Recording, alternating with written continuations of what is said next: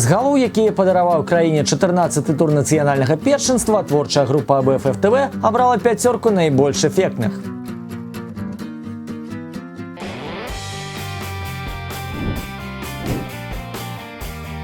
На пятым месцы трапны стрэл галавой Павла Забеліна, якому папярэднічаў шыкоўны крос Гігама Кадзімяна.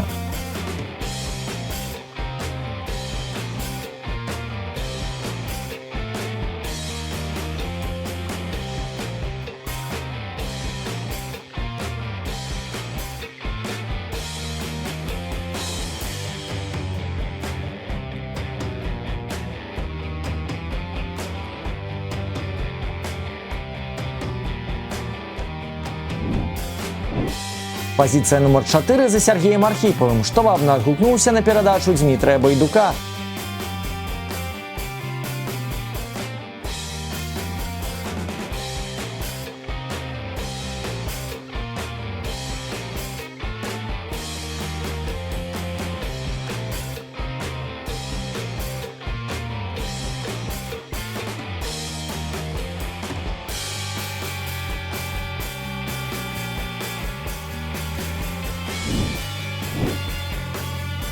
Трэці радок аддаму дынамічнаму наступу шахцёра, які зафіналіў Віталій Лісаковіч.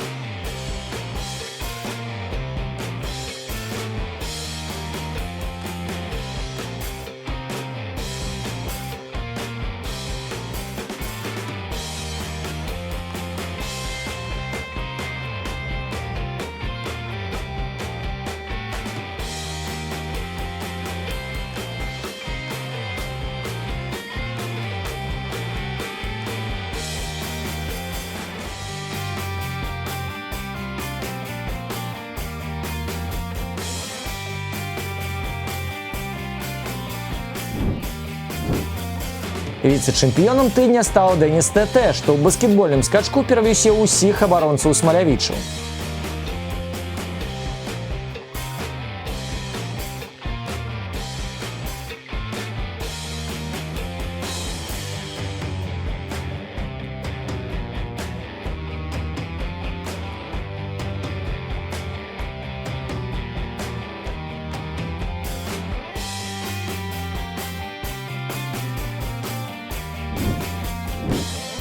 Што да пераможца тыдня, то ім стаў капітан БАТЭ Ігар Стасевіч з магутным стрэлам у самы ніжні кут брамы Бялшыны.